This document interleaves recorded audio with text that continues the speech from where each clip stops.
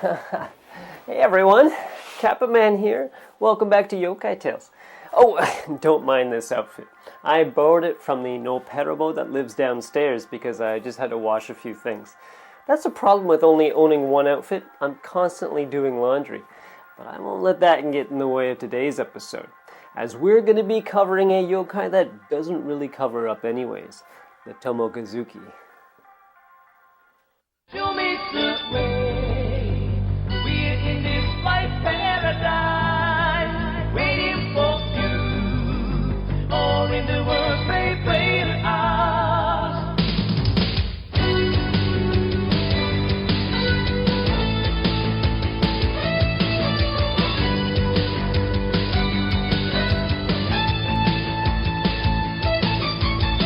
Danny's known on the floor. The FBI, we are cool. We cannot be boys and girls. Have someone with us. We be keeping alive, and the secrets so far, and then it will carry on. What a paradise! Tell me why. Don't want to let them know. Having a want to be every speaking story in the song. Show me the way. We're in this.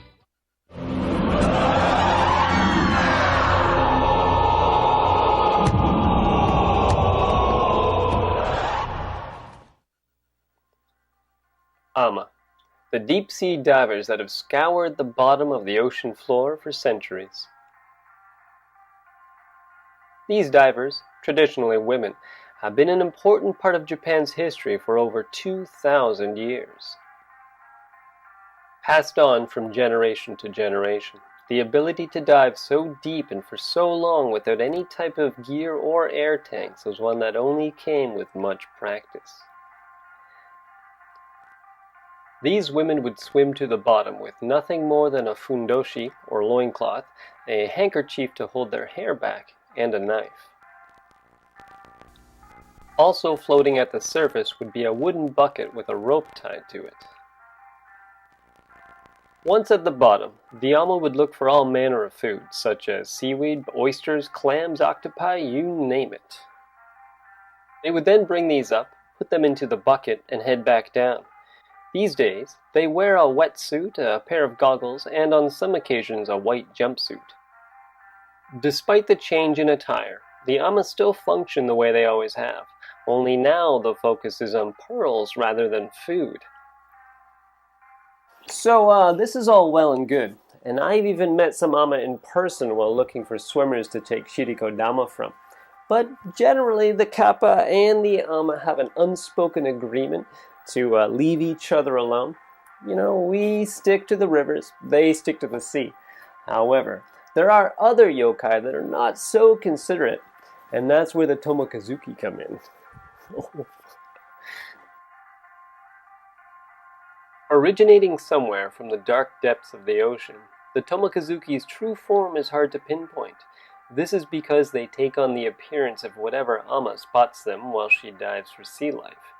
The Tomokazuki will transform itself, being almost impossible to tell from the real diver. The only telltale clue being the extra long headbands compared to that of the real Ama. Being that the Tomokazuki lives in the sea, it can stay under and go deeper than the well-trained Ama, and that's where its trickery comes in. You see, they will lure the unwitting women further from the shore, offering her things like urchins and oysters to entice her with the illusion of a big catch. In doing so, the Ama loses track of how far down she's gone, and can either become lost at sea, or drown due to exhaustion before making it back to land. What? What's this?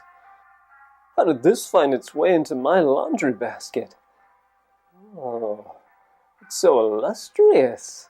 Every stitch and thread tended to with the utmost of care. Ah, what divine beauty wore this upon her bosom? Oh, a rather generous bosom. Huh. Does it belong to one of the other yokai? This warrants further investigation. This anybody? No? Okay.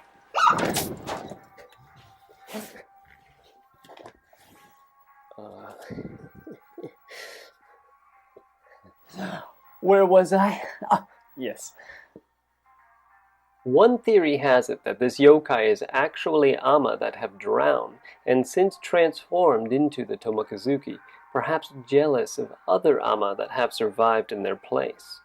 To protect themselves from this, ama can often be seen wearing special symbols on their clothes to keep deep-sea dangers away. This is Shinmei Shrine in Shima, which specifically caters to the well-being of the ama. Here you can find the symbols of Seiman and Doman on many different charms and flags. You'll also notice that unlike most charms, which are written in black ink made from burnt wood, the ama symbols are traditionally purple. This is because they use the ink of sea animals to write them, rather than the regular black ink. One story has it that an ama and her husband were out on a boat, and after she dove down to do her daily fishing routine, she saw a Tomokazuki. Obviously afraid for her life, she rose to the surface, quickly explaining to her husband what had happened. Understandably, her husband thought she was only seeing things, and sent her back under to continue her work. However, it soon became apparent that she wasn't just seeing this, as she never rose to the surface again. What a terrible fate, to be pulled underwater while innocently swimming and possibly drown or torn apart for a yokai's amusement. I wouldn't know anything about that, though. Anyways, I'm going to go and enjoy some of this fine amasake, and next week we'll cover the viewer-requested wild weasels known as the Itachi. See you then. Hey, thanks for watching.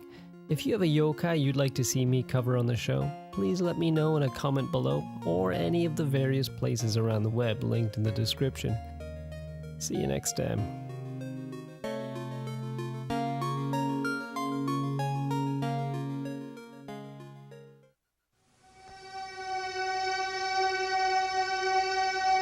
Bye.